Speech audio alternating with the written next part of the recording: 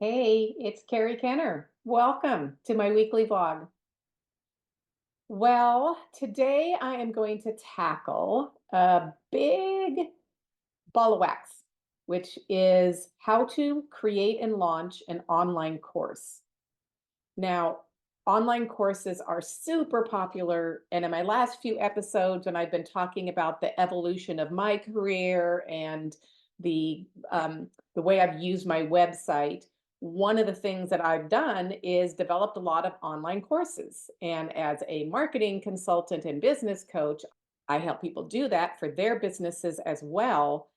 But it's not what most people think it is. In fact, it's usually very overwhelming and quite daunting. So I'm going to lead you through the anatomy of a course creation launch.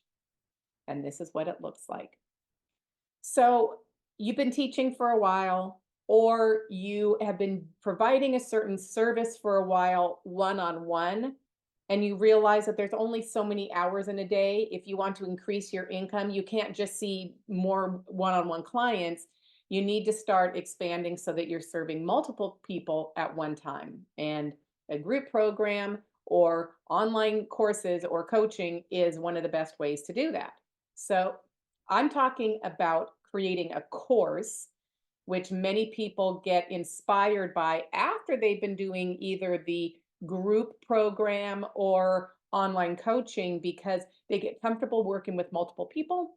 They're comfortable working in an online space, and they know this is a good way to expand their reach and their income. And so they want to create a course, and they want that course to kind of be running in the background that people can buy it and take it at any time as a form of what's called passive income, where you create it once and then you just leave it there and people can come get it as much as they want, and you don't have to keep creating anything over and over again. Sounds great. It's a little bit trickier to make that happen the way that people hope, and here's why. When you're creating an online course, which is different from if you've been providing one-on-one services, is that you need to get the attention of more people. So in the industry, we talk about a conversion rate, which is basically how many people have heard about you and seen this course versus how many people buy. And the conversion rate is about 1 to 3%. So for every 100 people that you've been in contact with and that have seen this course and that have, not talking about somebody that just saw it go by on their Facebook feed. We're talking about somebody who clicked on it, read a page, sent you an email, something like that. Not talk with you one on one, but they spend a little bit more time with your content than just seeing it fly by. Out of 100 people that do that, one, two, or three may actually buy that course. So let's talk about how to create a course and what you have to do to get people to buy it. Okay, so the first thing is you've got an idea for a course, a topic. The first thing I recommend people do is to put that idea and flesh out the curriculum for their course, the very first thing. Because in the process of doing that, you will identify what are all the things I'm going to talk about. How am I going to talk about these things? How am I going to present it in an online format? Am I going to be a talking head, which is what you see me doing now? Am I going to have slides that I narrate? Am I going to be doing demonstrations with another person? If if it's a course that has a live component, might I be doing demonstrations with one of the students who's on live with me at the same time? Am I going to be giving people worksheets? Am I going to be showing them samples and then having them do a little bit of the work? Am I going to be showing videos? There's just many ways that content can be presented, and you have to figure out what's the best way to convey the things that you want to cover in your course. You may have 5 or more different ways to convey different types of content. So you need to get that figured out. You need to have a sense of how long is it going to be? What's the technology that's going to be involved? How much time each segment is going to take? And then a really important factor for online education is If you're doing live courses and you've got people in a room, they're kind of trapped. They can't go anywhere. They could fall asleep at worst, but they're kind of trapped there listening to you. In an online course, if they're not engaged from the get-go, click, they're gone and they don't finish your course. And you may think, I don't care if they finish my course or not, as long as they paid me for it, which isn't a very nice way to think. But it's also not great for your reputation because if people start saying, the course was boring, I didn't get it, I couldn't stay engaged, that's not good.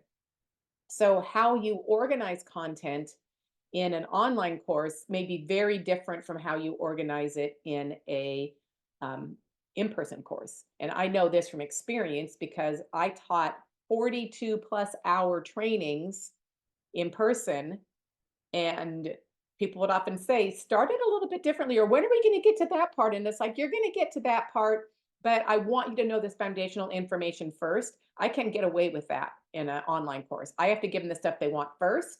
And then to keep telling them there's this really important foundational information that's coming. And hopefully by the time they get to that part, they like me enough, they trust me enough, they've gotten enough information that have raised enough questions that they want to go get that more foundational information. Okay, so you see how it can be structured differently. Your curriculum is going to guide that for you. So first thing you do is create the curriculum, because the other thing is halfway through it, you might like, this isn't probably the greatest course, or what I really want to do is just focus on this part of the course. One thing that some people do is they create a bunch of small courses. So maybe you currently have like a flagship training that you do, a big program, a big signature offer. Maybe you want to break down some of those into smaller courses. People get bits and pieces of it. It's more affordable, it's more bite size. And then you offer, kind of a big in-person retreat or online group coaching for people who want to learn more and dive into the deeper things that your whole signature course would offer. So that's another way you could organize a curriculum. Okay, so you've got the curriculum developed. Now you've got to create it. Okay, so you might just do, if it's going to be a fully recorded course or a live online course, also known as virtual, you could just do it over Zoom. You're going to do the Zoom session, you're going to record it, or you're going to do like what I'm doing here, which is I'm recording myself on Zoom and then I put that recording up for you to watch. So you could have a number of online modules that you record. You could develop hand sheets. You could hand out or worksheets that are PDFs that you load that are given to them. You could link to videos. There's all different ways that you can organize the content. Once you have all the content developed, then you have to put it somewhere. It has to live somewhere where your students can access it. Now, you could start out really by your bootstraps, where you are sending out emails from your Gmail account that has a link to a video that you put on Vimeo or Dropbox or something like that. And you could send PDF attachments. You could do it really bare bones like that, but you're not going to expect people to pay very much for that. And it's not going to convey a super personal or polished look for your business and your products. So you could start out that way, but don't plan on staying that way for long.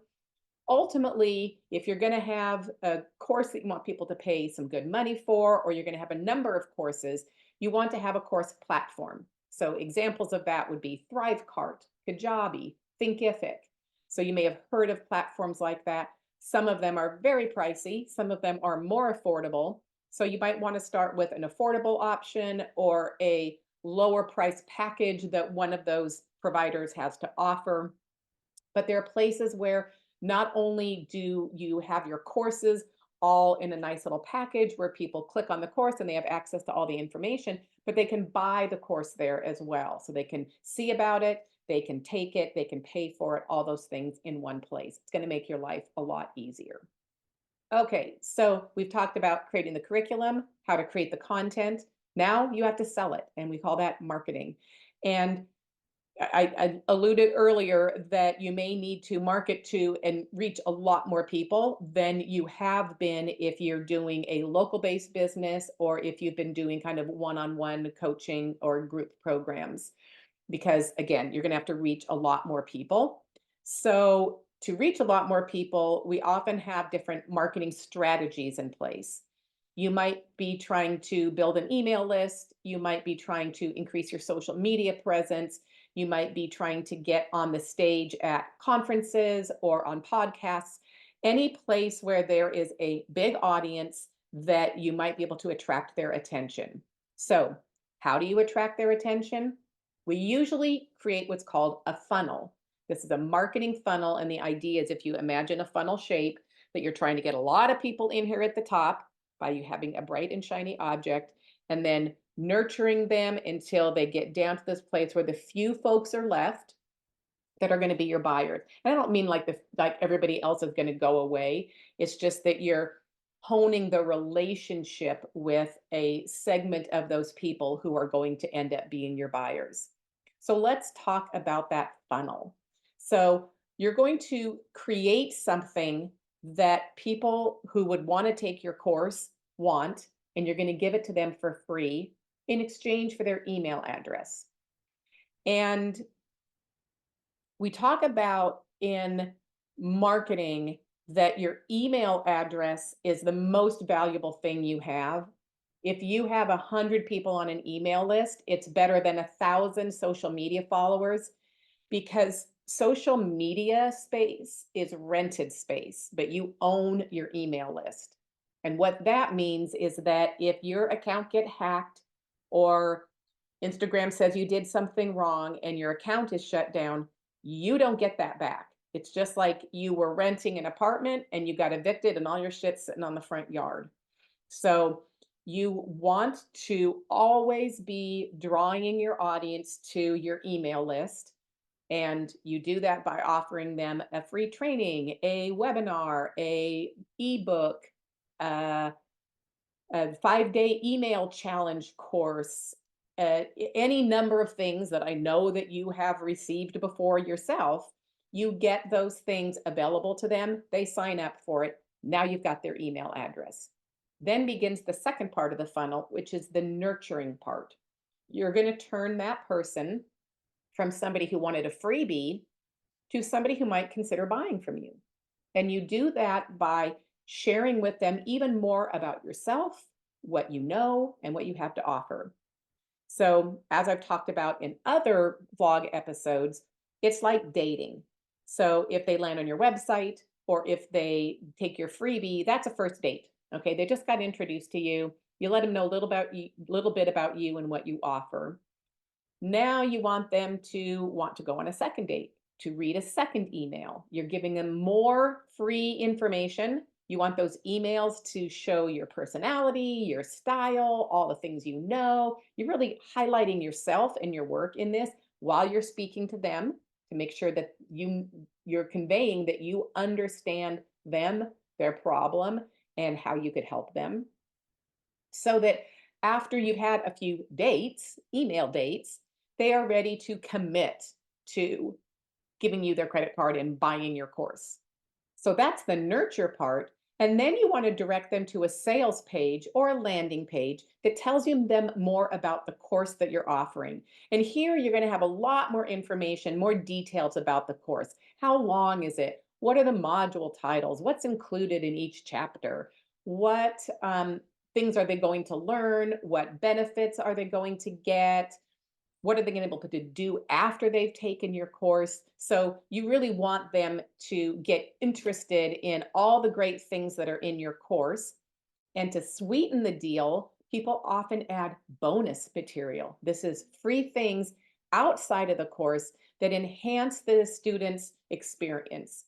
So it might be that they get you interviewing another expert in a related field, or that they get some really great worksheets, or that they learn a self-care practice that they can do that's going to help them be better at doing the thing that you're teaching. So bonus material is just something that sweetens the deal. And then ultimately, you want them to have the buy now button that they click on and they go to an order form and they register and pay for your course. Now, a lot of things I just talked about, except for the curriculum part, can actually be done in any order. And you might be thinking, why would you create a sales page on a course that you haven't marketed yet? Why not? You can. You can do those things in any order, and some people like to actually reverse engineer their launch. The launch is the process from offering a lead generator, that freebie, to getting them to give you their credit card number.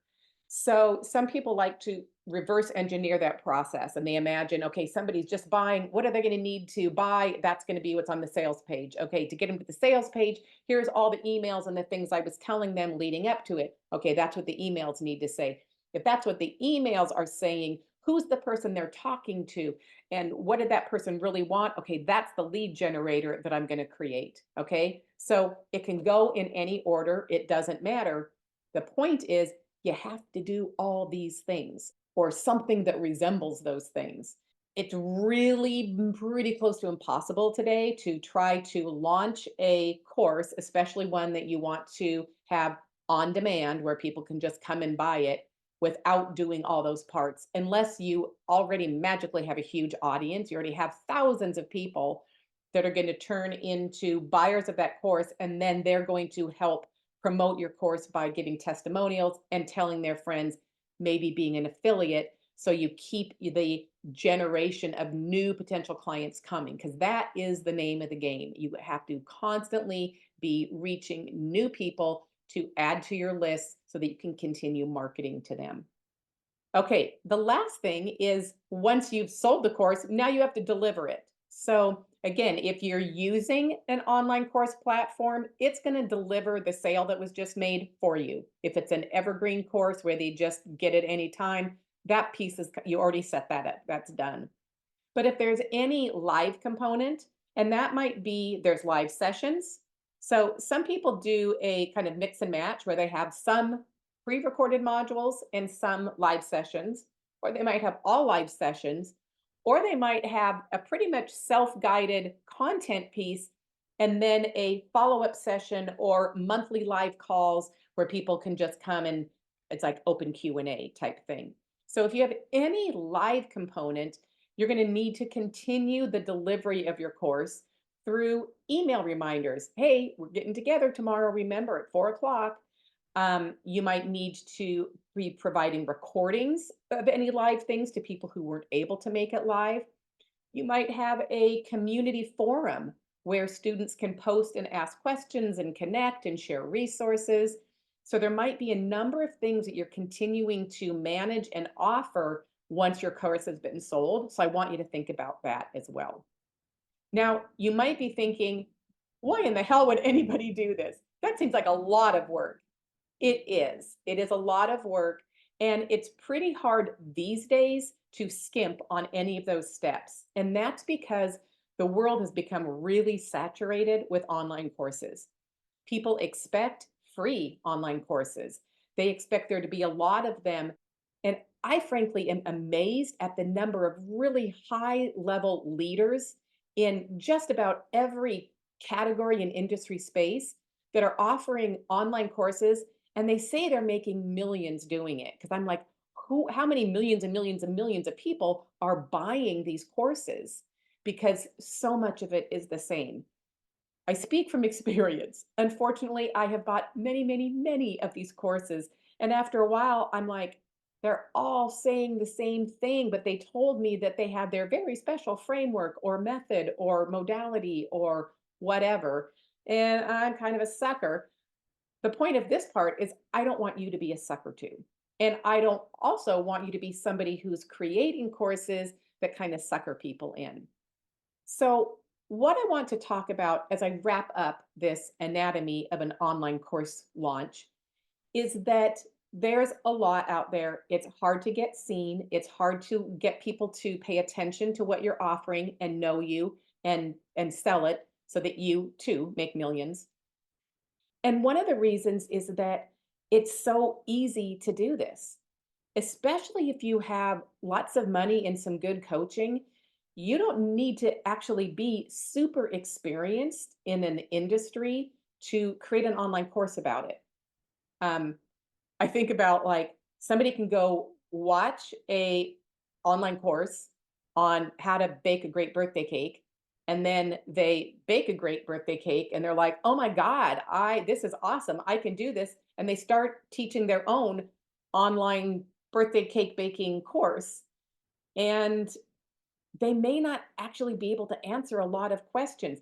Now, I am a believer that if you are one step ahead of somebody, you can teach that to somebody else. I'm just not sure you're ready to create a whole online course and market yourself as an expert, because that is the assumption. When somebody's buying an online course, they're pretty much assuming that the person is an expert or close to it. Now, if you're creating a course saying, oh my gosh, you guys, I just took this course. It was really awesome. I learned how to make this really cool birthday cake. Here's the difference that I did in my birthday cake. Now, I'm not an expert on this, but I had really good results and I want to show you them. And you create that course and you charge 12 bucks for it. That's fair. But if you're like, I am the best birthday cake baker and I know all the things and I'm going to show you 5 ways to Sunday to bake birthday cakes that are absolutely fabulous. If like, are you going to be able to deliver that? Because the flip side is, how discerning is the marketplace these days for online courses?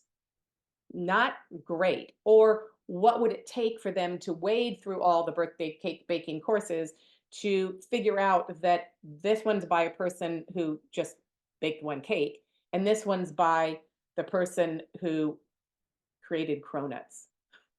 Like, that person's a saint.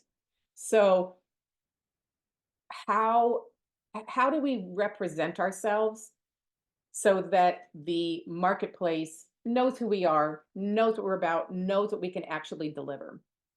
And here's kind of my guideline. And I talked about this a little bit in my not in my 2 episodes ago, and I was talking about the growth of my business. Somebody who's been doing something, especially if they did it in person and it involved some, like techniques, nuanced skills, if they did that for a number of years, if they taught for a number of years to the audience that they're currently selling to online, they're probably going to do fine if they have some online charisma. Because that's the other thing, is like, some people don't do well on video and they don't like speaking into a camera, especially if there's nobody actually behind the camera. Um, so if you've done that and you have all those skills, you have the energy and the charisma, then go for it.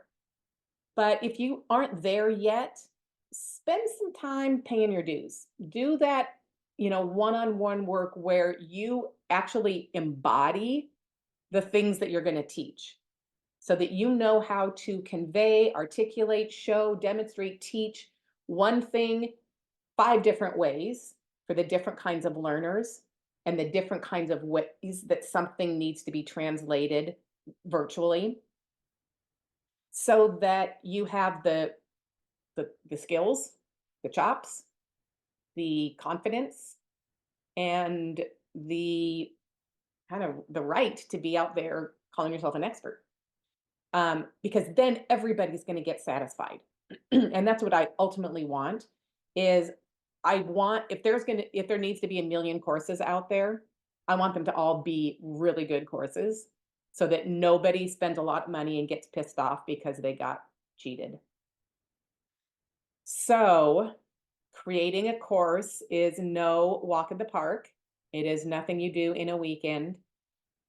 Each of the pieces that I talked about here has layers of complexity to pull it off. Maybe I'll scroll through one of my project implementation plans, course launch plans, so you can see how detailed it is, how long it goes on and on and on. Like this course creation implementation plan. So there's an overview page that shows all the sequencing that needs to happen for a course. Then there's a detail about the course, how it's going to be designed, how the marketing plan will be developed, what pages and emails might be created, paid ads, and how the online course will be set up. Then there's the curriculum template, how the teaching materials will be designated, and recording any video presentations, slideshows, exercises or activities, and getting any AV aids and reference materials.